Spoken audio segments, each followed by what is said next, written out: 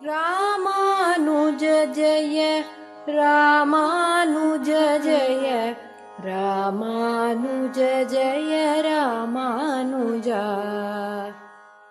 இன்னொருத்தர் பண்ண முடியாது. அந்த தபசு அவனை காப்பாத்தல. ராவணனுடைய அக்னிஹோத்திரம் ராவணனை காப்பாத்தலை.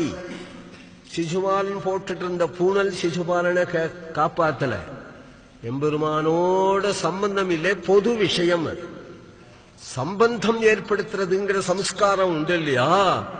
அது இஷ்டப்பட்டா நாய்க்கு கூட பண்ணலாம், மாட்டுக்கு கூட பண்ணலாம். இஷ்டப்பட்டா லோகத்துல யாருக்கும் பஞ்ச சம்ஸ்காரம் பண்ணலாம் என்கின்ற பகவத் சாஸ்திரம் பிரமாணம். பகவத் சாஸ்திரத்தை எடுத்து இந்த பிரமாணத்தினால எல்லாரையும் பாகவதாளாக ஆக்கி அவ்வளவு பேரிடத்திலையும் கருணையை வருஷிச்சு பாகவதாள யார் யாரெல்லாம் ஒதுக்கி, உனக்கு கிடையாதுடா போடா, உனக்கு வேதம் கிடையாது, உனக்கு யாகம் கிடையாது, நீ போ அப்படின்னு விலக்கி வச்சிருந்தவாள் இல்ல, வாப்பா வா உள்ளவா, பெருமாள் நமக்கு சொந்தம் அப்படின்னு தயைக சிந்தோ அவ்வளவு வேலையும் கூட்டு எல்லாரும் யாரும் உத்தரவு. உடனே அடுத்தபடி இந்த பக்கம் திரும்பி ஸ்ரீ விஷ்ணவா இருக்கா இல்லையா, உத்தரவு. அவள் ஏதாவது பக்கப்படி பழைய ஜாதி எல்லாம் நீ சொன்னீங்கன்னா தொலைஞ்சு போயிடுவேன். முதல் அபசாரம் அதுதான். ஒரு பாகவதனை பார்த்து நீ என்ன ஜாதின்னு கேட்கறது தான் முதல் அபசாரம். இந்த தாராள புத்தி ராமானுஜனை தவிர யாருக்கும் வராது. இந்த தாராள புத்தி, இந்த புத்தியினாலே அவர் அவ்வளவு பேர்களை ஆட்கொண்டு ஒரே பாகவத கூட்டமாக ஆக்கி ஒரு 12,000 ஸ்ரீ விஷ்ணவர்கள் எத்தனை எதிகள் இருந்தா அப்படின்னு கணக்கு கொடுத்துட்டார். எத்தனை பாகவதாள் இருந்தான்னு நானும் தேடி தேடி பார்த்தேன், கணக்கு கொடுக்கல.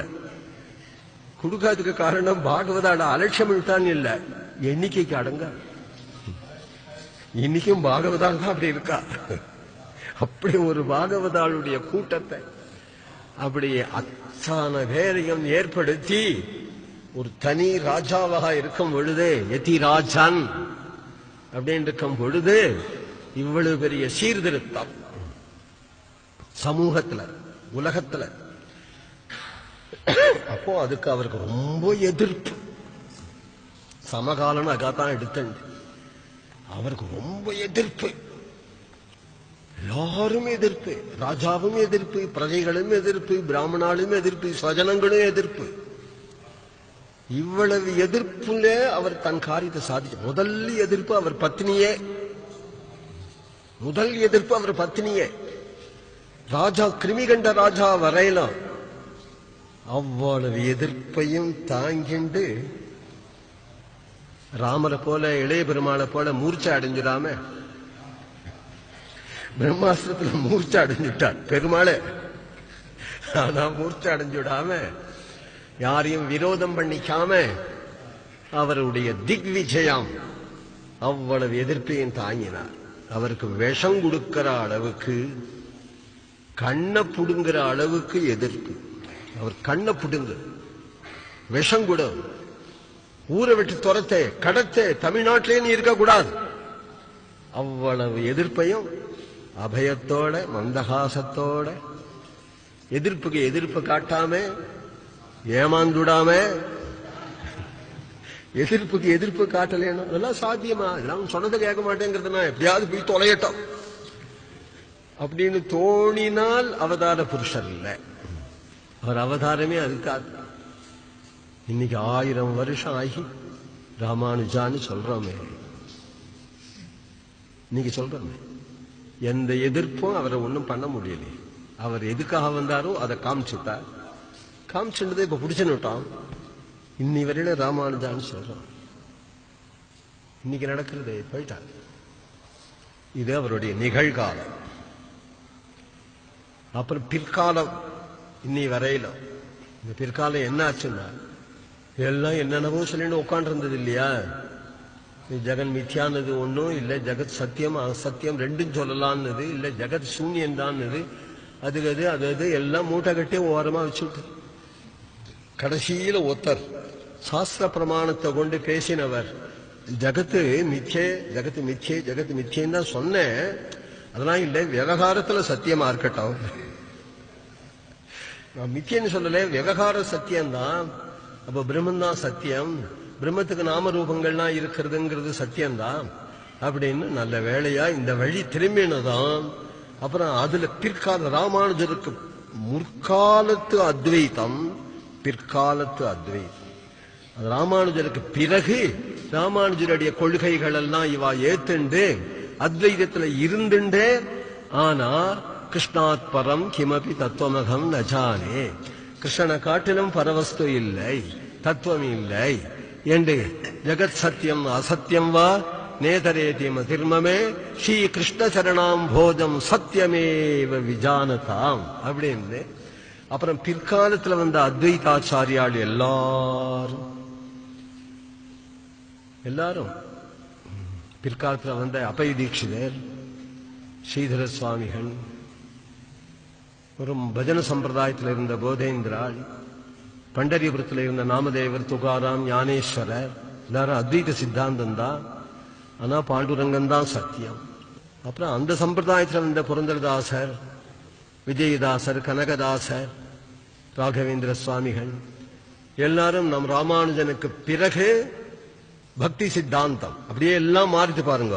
உலகமே மாறுது இப்போ. அடுத்தது பக்தி சித்தாந்தம் அத்தனை பேர்களும். அப்புறம் வட இந்தியாவில் கிருஷ்ண சைதன்யர், எங்க பார்த்தாலும் நாம கீர்த்தனம், அர்ச்சாவதாரம், அந்த தேசத்து பாஷையில பஜனை, பூஜா பத்ததி. அர்ச்சாவதாரம் பூரி ஜெகநாதம், பஜனை ஹரே. உலகம் பூரா இன்னைக்கு ஹரே ராமா ஹரே கிருஷ்ணா. யார் போட்ட விதைன்னா நம் ராமானுஜன் போட்ட விதை. நம் ராமானுஜன் தான் வைஷ்ணவத்தை அப்படி கலப்பி விட்டார். கலப்பி விட்டா அங்கங்க அங்கங்க அவாவாளுக்கு மூல குரு ஒண்ணு சொல்லுவா. சொன்ன போதிலும் இந்திய வரலாற பார்த்தா ராமானுஜருக்கு முன்னாடி இந்தியா எப்படி இருந்தது, சமகாலத்துல என்ன பாடுபட்டார், பிற்காலம் என்ன ஆச்சுன்னு வரலாறு நீ பார்த்தியா. ஆனால் ராமானுஜன் தான் மூலம்னு தெரியும். எது அர்ச்சாவதாரம். இந்த அர்ச்சாவதாரத்துல இப்ப குருவாயூரப்பன் பிரசாதம் கொடுத்தா நமக்கு, குருவாயூர் போயிருக்காரா ராமானுஜார்? எனக்கு தேவையில்லையே, எனக்கு தேவையில்லையே. ஏன்னா அர்ச்சாவதாரம்னு உன்னை காண்பிச்சதே நம்ம ராமானுஜன் தானே, நம்ம ராமானுஜன் தானே. அதுல குருவாயூர்ப்பன் சேர மாட்டாரா, பூரி ஜெகநாதன் சேர மாட்டாரா, பண்டரிநாதன் சேர மாட்டாரா? ஆழ்வார்கள் சேர்க்கலைன்னு அர்த்தம் இல்ல. அர்ச்சாவதாரம்னு எப்போ உனக்கு அர்ச்சாவதாரம்னு ஒண்ணு காண்பிச்சு இந்த கோவில ஆசையை உன்னுடைய பிரதேச பாஷையில பாடலாம் அப்படின்னு சொல்லி உற்சாவசைன்னு பாகவதத்துல பிரமாணம் இருக்கு. பிரதேச பாஷைகள்லயே கீர்த்தனங்களை பாடி, பஜனோத்சவங்களே பண்ணி ஆடி பாடி கழித்து கூத்தாடி எம்பெருமானுக்கு உற்சவாதிகள்லாம் கண்டருளி பிரசாதங்கள்லாம் போட்டு பக்தாளுக்கெல்லாம் எல்லாம் வைஷ்ணவ தர்மம், பக்தாளெல்லாம் விநியோகம் பண்ணி எல்லாரும் அடியேன் தாசன் அப்படின்னு சொல்ல வச்சு அவ்வளவு பேர்களையும் வினயம், பிரேம, பரஸ்பரம் பிரேம, வினயம், ஆண் பெண் எல்லாரும் பக்தி பண்ணலாம். சின்ன குழந்தைகள்லாம் பக்தி பண்ணலாம். சண்டாளனே கிடையாது.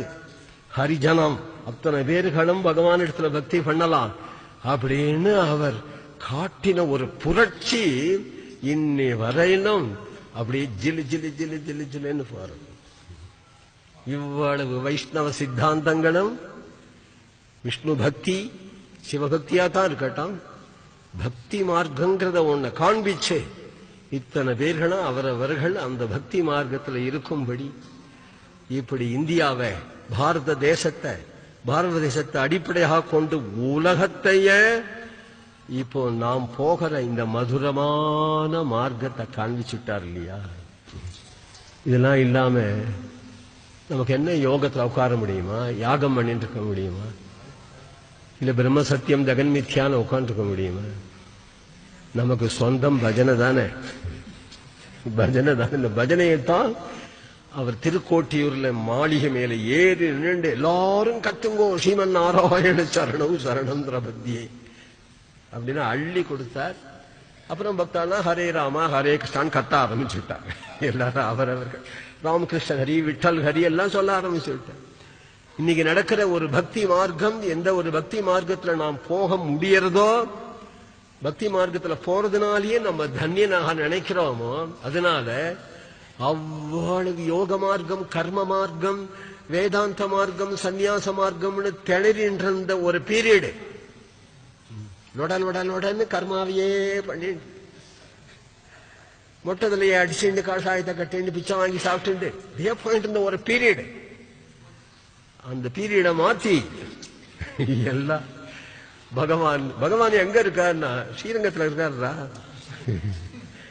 திருமலையில இருக்கார் என்று காண்பிச்ச ஆழ்வாருடைய ஸ்ரீசுக்தி எல்லாம் எடுத்து காண்பிச்சு ஈடுபடுத்தி இப்படி பெரிய புரட்சி. வேதாந்தத்தை காப்பாற்றணும், சித்தாந்தத்தை காப்பாற்றணும், ரெண்டு ஏற்படுத்தி அதுக்கு தகுந்த ஆச்சாரியர்களை உட்கார வச்சு அவர் தன்னுடைய வாழ்நாட்கள்ல ஒரு பண்ணின ஒரு பெரிய பிரகாசம் இன்னைக்கும் மங்கள.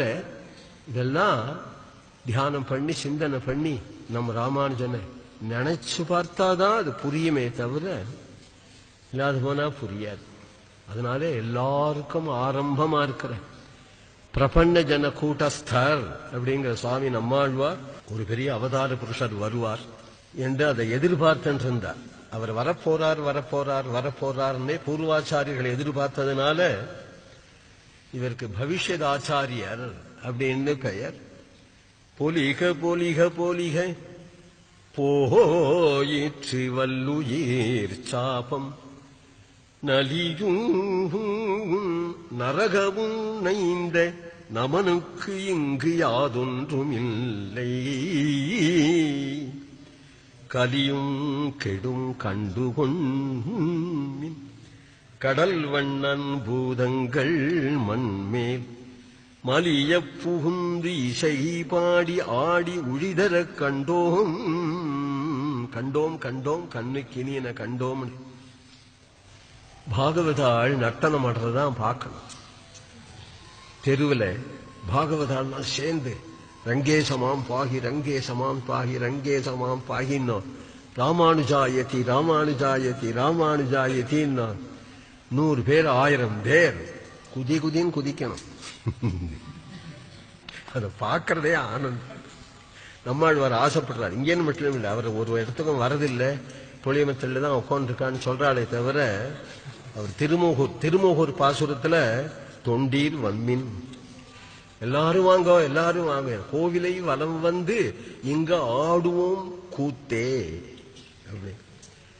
திருமோகூர் காளமேக பெருமாளை பார்த்து அந்த அழகான வயல்வெளி, அங்க இருக்கக்கூடிய திருக்குளம், இந்த பெருமாளை சுத்தி வந்தா இந்த கோவில ஒரு வலம் வந்துன்னா அந்த வலம்